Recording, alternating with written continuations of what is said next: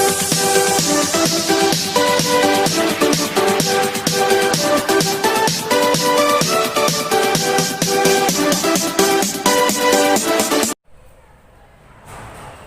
students, today we will start the next lecture of colloidal state, that is the part 4. पिछले lecture में हम लोगों ने पढ़ा था पार्ट 4 में ब्राउनी गति और टिंडल प्रभाव के बारे में। कोलाइडल विलयनों के और भी बहुत से गुण हैं और उन गुणों में नेक्स्ट गुण आता है जिसको हम कहते हैं इलेक्ट्रिकल प्रॉपर्टीज।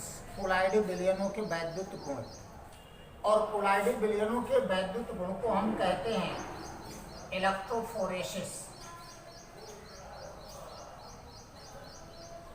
हम लोगों ने कोलाइडल विलयनों के बारे में पढ़ा है कि जितने भी कोलाइडल पार्टिकल्स होते हैं,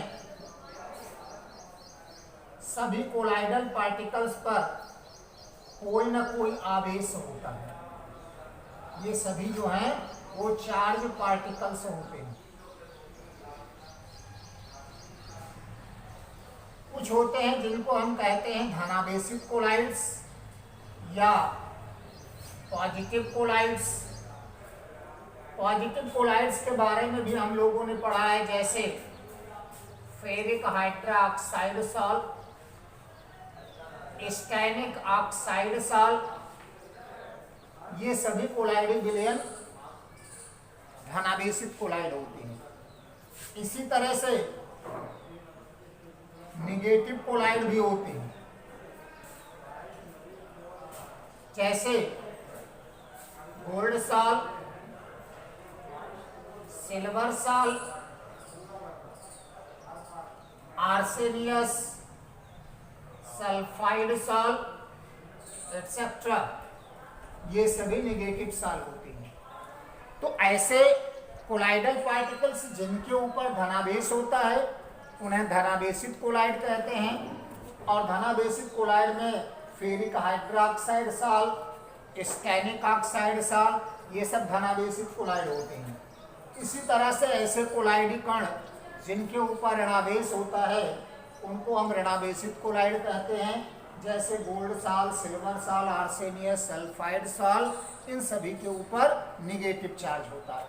अब बात आती है कि इलेक्ट्रोफोरेसिस या वैद्युत कण संचलन होता क्या है।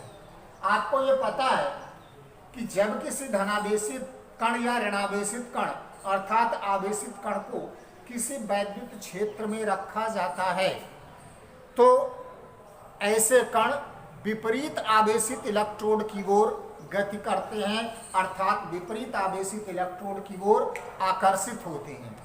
ठीक इसी प्रकार से जब हम कोई धनावेशित या ऋणावेशित कोलाइडल पार्टिकल्स ले लेते हैं और उसे वैद्युत क्षेत्र के अंतर्गत रखते हैं तो कोलाइडी कण भी विपरीत आवेशित इलेक्ट्रोड की ओर गति करते हैं। परिभाषा हो गई कोलाइडी कणों का वैद्युत क्षेत्र के अंतर्गत विपरीत आवेशित इलेक्ट्रोड की ओर गति करने की क्रिया वैद्युत कण संचलन कहलाती है।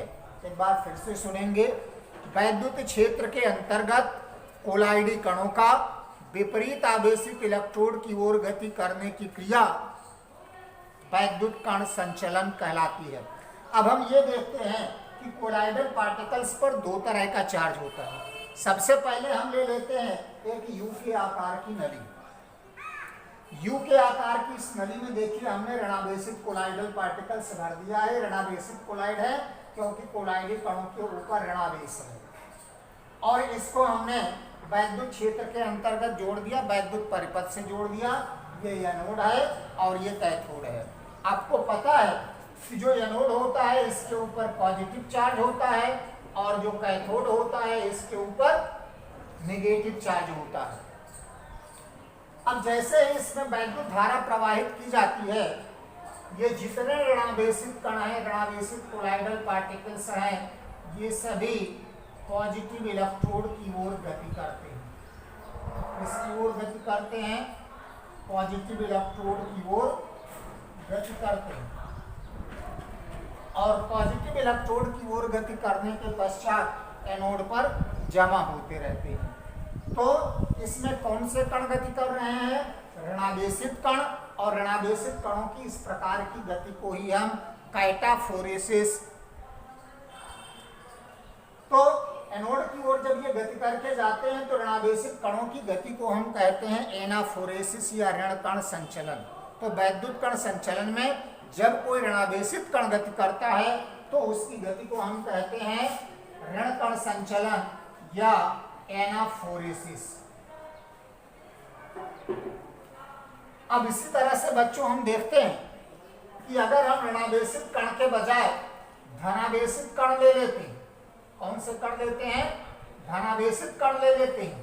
तो जब हम इस यू के आकार की नली में कोई धनावेशित कण भर देते हैं, जैसे फेरिक हाइड्रोक्साइड, स्टेनिक ऑक्साइड, तो हम ये देखते हैं कि ये धनावेशित कण जो होते हैं, ये सभी धनावेशित कण विपरीत आवेशित इलेक्ट्रोड की ओर गति करते हैं। अब ये धनावेश है और इलेक्ट्रोड नेगेटिव ये है, कैथोड है, तो सभी धनावेशित कण अब किसकी ओर गति करेंगे? कैथोड की ओर। तो इस प्रकार से ऋणावेशित कणों की गति को ऋण कण संचलन या एनाफोरेसिस और धनावेशित कणों की गति को हम कहते हैं काइटाफोरेसिस या धन कण संचलन कहते हैं। तो इस तरह से वैद्युत क्षेत्र के अंतर्गत जब कोई ऋणावेशित कोलाइडी कण गति करता है तो उस क्रिया को हम ऋण कण संचलन कहते हैं। ठीक उसी प्रकार जब वैद्युत क्षेत्र के अंतर्गत कोई धनावेशित कण गति करता है तो इस प्रकार की गति को हम कहते हैं धन कण संचलन या काइटाफोरेसिस कहते हैं। अब इसी तरह से कोलाइडी विलयनों के गुण का एक स्टेप और होता है, और इस स्टेप में हम जानते हैं कि जब आवेशित कोलाइडी विलयन में कोई वैद्युत अपघट्य मिलाया जाता है तो वैद्युत अपघट्य में उपस्थित आयन कोलाइडी कणों का स्कंदन कर देते हैं। इस क्रिया को ही हम कोएगुलेशन या स्कंदन कहते हैं। स्कंदन के संबंध में हार्डी-सुलजे ने एक नियम दिया था, हम उसको देखते हैं। हार्डी-सुलजे और हार्डी-सुलजे का नियम क्या है? हार्डी-सुलजे का नियम, कोलाइडी विलयनों के स्कंदन के संबंध में हार्डी-सुलजे ने जो नियम प्रतिपादित किया उसे हम हार्डी-सुलजे का नियम कहते हैं। हार्डी-सुलजे के मुख्य दो नियम हैं। सबसे पहला नियम है, किसी कोलाइडी विलयन को स्कंदित करने के लिए वह आयन अधिक प्रभावी होता है जिस पर आवेश कोलाइडी कणों के विपरीत होता है। क्या है? किसी कोलाइडी विलयन को स्कंदित करने के लिए वह आयन अधिक प्रभावी होता है जिस पर आवेश कोलाइडी कणों के विपरीत होता है। जैसे हम मान लेते हैं कि हमारे पास नेगेटिव सॉल्व या नेगेटिव कोलाइडल सॉल्यूशन है। अब नेगेटिव कोलाइडल सॉल्यूशन का अगर हमको स्कंदन करना है तो इसका स्कंदन करने के लिए हमको धनावेशित वैद्युत अपघट्य चाहिए। धनावेशित वैद्युत अपघट्य चाहिए। नेगेटिव कोलाइडी विलयन को स्कंदित करने के लिए कौन सा? धनावेशित वैद्युत अपघट्य चाहिए। अगर हम ले लेते हैं कि कोई पॉजिटिव कोलाइडल सॉल्यूशन है तो पॉजिटिव कोलाइडल सॉल्यूशन को स्कंदित करने के लिए हमको ऋणावेशित वैद्युत अपघट्य चाहिए। जैसे एग्जांपल के तौर पर हम ले लेते हैं आर्सेनियस सल्फाइड सॉल्ट। अब आपको पता है कि आर्सेनियस सल्फाइड सॉल्ट जो होता है ये नेगेटिव सॉल्ट है, इस पर ऋणावेश होता है। अब ऋणावेशित कोलाइडल सॉल्यूशन को स्कंदित करने के लिए हमको चाहिएगा एल्यूमिनियम क्लोराइड।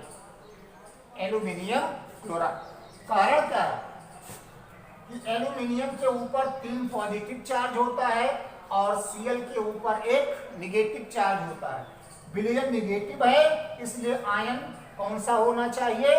धनावेशित आयन होना चाहिए। इसी तरह से हम फेरिक हाइड्रोक्साइड साल ले लेते हैं। आपको पता है कि फेरिक हाइड्रोक्साइड साल पॉजिटिव साल होता है, अर्थात धनावेशित साल होता है। अब अगर इसका स्कंदन हमको करना है तो इसका स्कंदन करने के लिए हम ले लेते हैं Na2SO4। कारण क्या है कि ये पॉजिटिव है, सोडियम पर +1 चार्ज और सल्फेट के ऊपर -2 चार्ज होता है। तो अधिक ऋणात्मक सल्फेट आयन पॉजिटिव साल का स्कंदन करेगा और अधिक धनावेशित आयन निगेटिव साल का स्कंदन करेगा। तो इस तरह से पहला नियम है कि किसी कोलाइडी विलयन को स्कंदित करने के लिए विपरीत आवेशित आयन अधिक प्रभावी होता है, अर्थात जो आवेश कोलाइडी कणों के ऊपर होना चाहिए वैद्युत अपघट्ट का आवेश हमेशा उसके विपरीत होना चाहिए। और दूसरा नियम है हार्डी-सुलजे का, जैसे जैसे वैद्युत अपघट्ट पदार्थों की संयोजकता बढ़ती जाती है, जैसे जैसे वैद्युत अपघट्ट पदार्थों की संयोजकता बढ़ती जाती है, वैसे वैसे उसकी स्कंदन क्षमता का मान भी बढ़ता जाता है। अर्थात वैद्युत अपघट्ट पदार्थों की संयोजकता बढ़ने के साथ उनकी स्कंदन क्षमता भी बढ़ती जाती है। जैसे मान लीजिए कि हमने ले लिया Cl SO4 इसी तरह से PO4 ये सभी निगेटिव वैद्युत अपघट्ट हैं और हमें कोलाइडी विलयन धनावेशित लेना है। हमने ले लिया किस प्रकार के साल के लिए? धनावेशित साल के लिए। अब धनावेशित साल के लिए हमें ऋणायन चाहिए। अब ऋणायन में भी Cl पर 1 संयोजकता है, सल्फेट पर 2 संयोजकता है, फास्फेट पर 3 संयोजकता है। जिसकी संयोजकता ज्यादा होगी उसकी स्कंदन क्षमता का मान भी ज्यादा होगा। ये हो गया इसकी स्कंदन क्षमता का बढ़ता क्रम। इसी तरह से हम ले लेते हैं ऋणात्मक साल के लिए। ऋणात्मक साल के लिए अब हमको पता है कि जब साल ऋणात्मक है तो उसके लिए वैद्युत अपघट्ट हमेशा धनायन होना चाहिए। धनायन में भी हम ले लेते हैं Na+ ion, Mg++ ion, Al++ ion और सिलिकॉन Si4+ आयन। अब इसके लिए देखें, ये 1 संयोजकता का है, ये 2 संयोजकता का है, ये 3 संयोजकता का है, ये 4 संयोजकता है। जिसकी संयोजकता कम होगी उसकी स्कंदन क्षमता कम होगी, जिसकी संयोजकता ज्यादा होगी उसकी स्कंदन क्षमता भी ज्यादा होगी। तो ऋणावेशित साल के लिए हमें धनायन चाहिए और धनायन की संयोजकता इस तरह से बढ़ रही है, इसलिए ये भी होगा स्कंदन क्षमता का बढ़ता क्रम। तो इस तरह से बच्चों हम लोगों ने देखा कि वैद्युत अपघट्ट पदार्थों द्वारा कोलाइडी विलयनों के स्कंदन के संबंध में हार्डी-सुलजे ने निम्न 2 नियम दिए थे। पहला नियम था कि कोलाइडी विलयन के स्कंदन के लिए विपरीत आवेशित आयन अधिक प्रभावी होता है। दूसरा नियम था वैद्युत अपघट्ट पदार्थों की संयोजकता बढ़ने के साथ साथ उसकी स्कंदन क्षमता का मान भी बढ़ता जाता है। तो इस तरह से आज के दिन हम लोग इतना स्टडी करेंगे, इसलिए आप लोग बेहतर से तैयार कर लीजिएगा। Thank you.